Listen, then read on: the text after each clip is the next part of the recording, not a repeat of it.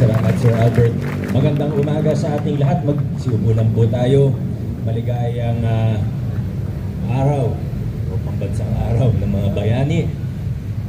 Congressman Roman Romulo, Vice Mayor Dodot Jaworski, sa ating mga konsehal, barangay officials, sa mga national government agencies, sa iba't ibang samahan. Nabanggit na naman po kanina. Maraming salamat po sa pakikilahok ngayong umaga. Gaya po ng nabanggit kanina, ang po National Heroes Day. Nagsimula po ang National Heroes Day nung maipasa ang batas ng panahon ng mga Amerikano noong 1931. Kung hindi ako wala si Consi Buboy, hindi ko ma-check sa kanya kung 1931 po talaga. Nung panahon na yon, sa ilalim tayo ng mga Amerikano, pero may mga mambabatas na Pilipino na sabi nila, dapat kilalanin natin yung mga bayani natin, mga bayaning Pilipino. Kaya nabuo yung batas para sa National Heroes Day. At napili nila last Sunday of every August. Last Sunday of every August. Nung sinusubukan kong i-research kung bakit last Sunday of August, yung National Heroes Day nung panahon na yon, wala akong mahanap na tsak talaga na sagot eh. Pero yung siguro yung dahilan, tanungin natin si Consi Buboy pag nakita natin siya, sabi, yun daw yung araw na pinakamadaling mag-organisa ng mga event, hindi daw makaka-istorbo sa trabaho, kasi Sunday na rin yung pangkaraniwang day off ng mga panahon na yun. Pero nung panahon ng mga Hapon, pinalitan yung National Heroes Day natin, pinagsama po siya sa Bonifacio Day. Kasi daw, siguro alam niyo na kung bakit, di ba? Medyo, sabi nila may confusion kasi yung Bonifacio Day, pinagdiriwang naman natin doon. Hindi lang yung buhay ni Bonifacio, kundi lahat daw na rin ng bayani, pinag-isa na lang nila.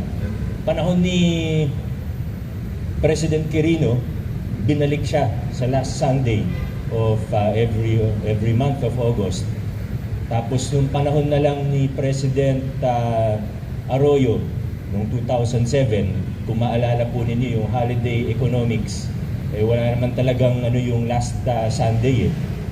Ginawang every last Monday of August para maging holiday po siya. Yun lang talaga yung dahilan nun. Pero bakit August? Bakit sa last week of August siya ginugunita? Base sa ating research, talagang si Consi Buboy nun, siya yung proponent na gawin August 10 eh. Pero sabi, hindi pwedeng August 10. Dapat yung malapit sa umpisa ng revolusyon.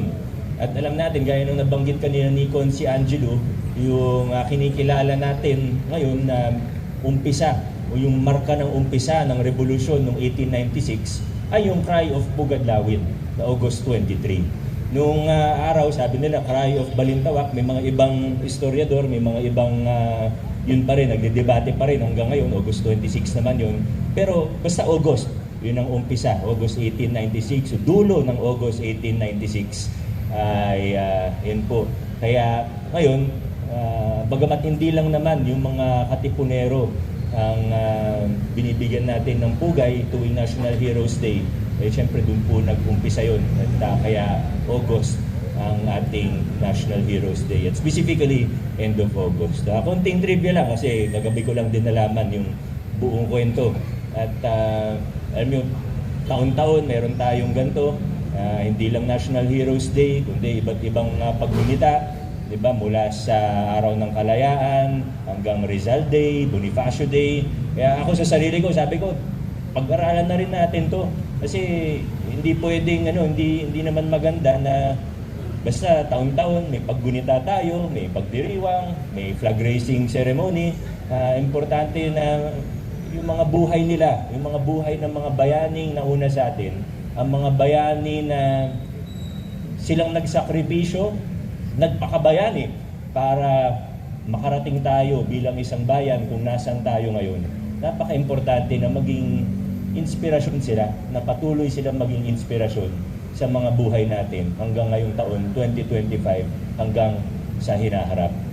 Minsan may mga nagtatanong po sa akin, Biko, ba't ba't ang tapang mo? O di ka ba natatakot pag may nakakabangga ka? Pero pag sinasabihan ako ng ganun, pag tinatanong ako ng ganun, humingiti lang ako. Pero alam niyo kung ano yung nasa isip ko talaga? Naisip ko, ako nandito ako taon 2025, sinusubukan kong gawin kung ano, sinusubukan kong tindigan, kung anong tingin kong tama, sinusubukan kong manindigan. Pero pag-aralin natin yung mga nauna sa ating mga bayani, nung mga Katimbonero noong 1896, mga gerilya noong World War II, di hamak naman na mas mahirap yung pinagdaanan nila. Ba't ako matatakot? Ba't ako magpapa-intimidate? Yung mga nauna sa atin, mas mahirap yung pinagdaanan. Mas nasa peligro ang mga buhay nila nung Katipunan, nung World War II at iba pa.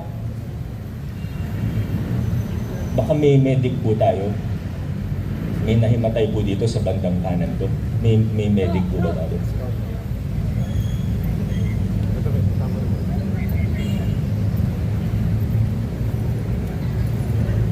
Nakatayo na po siya. Okay.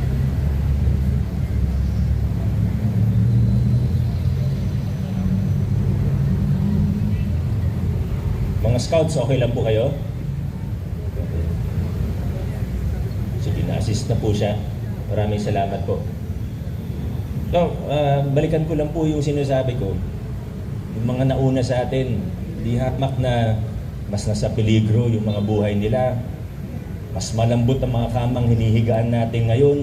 Kaya sana, ang bawat isa sa atin, piliin na lang na gawin kung ano ang tingin natin ng tama. Manindigan tayo, ipaglaban natin ang mabubuting pagbabago, hindi lang para sa ating mga sarili, o hindi para sa ating bayan. Naway patuloy na maging inspirasyon ang mga bayaning nauna sa atin, mula kay Bonifacio hanggang Valentin Cruz, hanggang sa Hunters ROTC at maraming iba pa.